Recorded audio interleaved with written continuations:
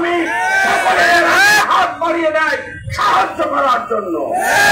যেখানে এই অগ্নিকাণ্ডে ক্ষতিগ্রস্ত মানুষ, সেখানে বাংলাদেশ জামাত ইসলামী হাত বাড়িয়ে দেয় সাহায্য সহযোগিতার জন্য।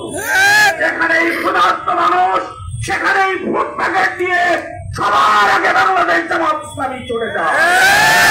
যেখানে বস্ত্রহীন মানুষ, যেখানে শীতার্থ মানুষ, সকলের আগে বাংলাদেশ জামাত ইসলামী সেখানে তাদের সমস্যার সমাধানের জন্য এগিয়ে যায়।